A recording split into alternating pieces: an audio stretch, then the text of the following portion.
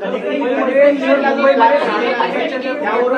टीका करते, ते म्हणतात की इन्फ्रामॅन स्टेट डिझास्टर मॅन असा हा प्रवास आहे का? कारण मोठ्या प्रमाणात कनेक्टिंग लिंक मध्ये भ्रष्टाचार झाल्याचे आरोप हर्षवर्धन सरकार करतात. बघा, अशा व्यक्तींना उत्तर दिलं पाहिजे की ज्यांना समजतं, ज्यांना केवळ टीका करायची आहे, ज्यांनी जीवनात काही केलं नाही, एक पूल बांधला नाही, ज्यांच्या पक्षाने महाराष्ट्राचा सत्यानाश केला, ते आम्हाला प्रश्न विचारतायत.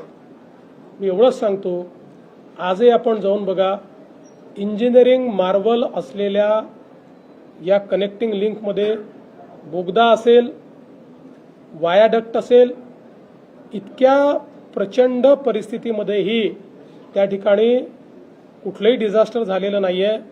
जे झालेलं आहे ते समोरच्या भागात दरड कोसळल्यामुळे त्या ठिकाणी झालेलं आहे.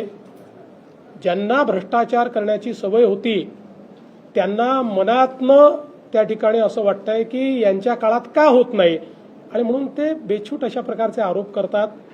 अशा आरोपांना मला असं वाटतं की त्या ठिकाणी दुर्लक्षित केलं पाहिजे. हां, हे निश्चित आहे की जर काही एखादी चूक झाली असेल तर ती ठीक केली पाहिजे. पण मला खरं म्हणजे या ठिकाणी वाटतं की ज्या इंजिनियर्सनी, म्हणजे मला पुन्हा सांगायचं आहे, हर्षवर्धन सपकाळांच्या पक्षाने 2013 साली 13 कारणं लिहून कनेक्टिंग लिंक होऊ शकत नाही असं 13 कारणं लिहून त्यांच्या मुख्यमंत्र्यांनी फाईल बंद केली होती. पण महायुतीच्या सरकारने ती हिंमत दाखवली आणि ती कनेक्टिंग लिंक तयार केली आहे.